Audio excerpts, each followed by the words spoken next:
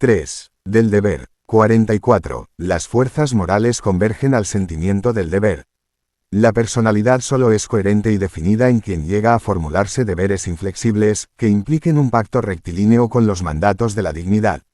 Sin ser ley escrita, el sentimiento del deber es superior a los mandamientos reveladores y a los códigos legales, impone el bien y execra el mal, ordena y prohíbe. Refleja en la conciencia moral del individuo la conciencia moral de la sociedad, en su nombre juzga las acciones, las conmina o las veta. El deber no es una vana premisa dogmática de viejas morales teológicas o racionales. Más que eso, mejor que eso, es toda la moral efectiva, toda la moral práctica, un compromiso entre el individuo y la sociedad. Nace y varía en función de la experiencia social, con ella se encumbra o abisma. En la medida que la justicia va consagrando los derechos humanos surgen los deberes que son su complemento natural y les corresponden como la sombra al cuerpo. Puesto que los hombres no viven aislados, es deber de cada uno concurrir a todo esfuerzo que tienda al mejoramiento de su pueblo, desempeñando con eficacia las funciones apropiadas a sus aptitudes. El hombre que elude el deber social es nocivo a su gente, a su raza, a la humanidad. En los jóvenes que no deshonran su juventud, los deberes son el reflejo de los ideales sobre la conducta. Cuanto más intensa es la fe en un ideal, más imprescindible es el sentimiento que compele a servirlo. 45. El deber es un corolario de la vida en sociedad. Si la moral es social, los deberes son sociales. Quimérica es toda noción de un deber que no se refiera al hombre y a su conducta efectiva. El deber trascendental, divino o categórico, ha sido una hipótesis ilegítima de las antiguas morales especulativas.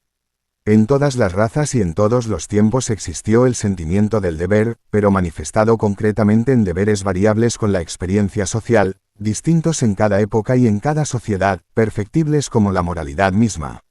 Han aumentado simultáneamente los derechos reconocidos por la justicia y los deberes impuestos por la solidaridad. Reducir el deber a un mandamiento sobrenatural o a un concepto de la razón, importa sustraerlo a la sanción real de la sociedad y relegarlo a sanciones hipotéticas e indeterminadas. Ignorando el origen social del deber, no lo pudieron definir los estoicos, aun concibiendo magníficamente la perfección humana. Por desconocer ese origen dieron los dialécticos en construir, con genio admirable, absurdas doctrinas del deber absoluto. Absurdas, como todo lo que contradice la naturaleza. Si la justicia fuese perfecta en la sociedad, podría concebirse el deber absoluto, pero esa hipótesis no ha sido efectivamente realizada en ninguna sociedad, ni es posible cosa alguna inmutable en una realidad que eternamente varía. La injusticia ha existido y existe, creando el privilegio, que es violación del derecho. De ello no se infiere que no ha existido el deber, ni que debe existir respetando la injusticia. El sentimiento del deber, si absoluto en la conciencia del individuo, es relativo a la justicia de la sociedad. Donde es violado el derecho, tórnase menos imperativo. Cuando todos los derechos son respetados, cada hombre se inclina a cumplir sus deberes. Ninguna fuerza coercitiva puede imponer normas de conducta contrarias a la propia conciencia moral. La obligación del deber solo reconoce la sanción de la justicia. 46. La obediencia pasiva es la negación del deber.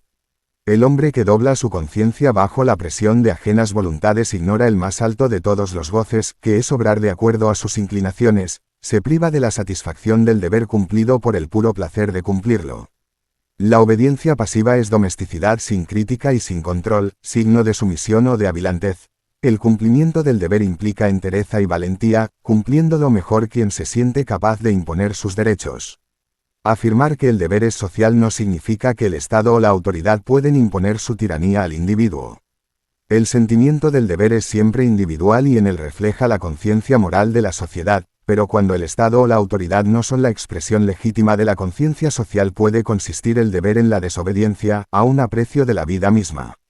Así lo enseñaron con alto ejemplo los mártires de la independencia, de la libertad, de la justicia. Cuando la conciencia moral considera que la autoridad es ilegítima, obedecer es una cobardía y el que obedece traiciona su sentimiento del deber.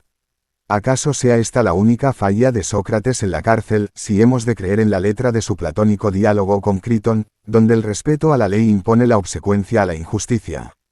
La sociedad y el individuo se condicionan recíprocamente.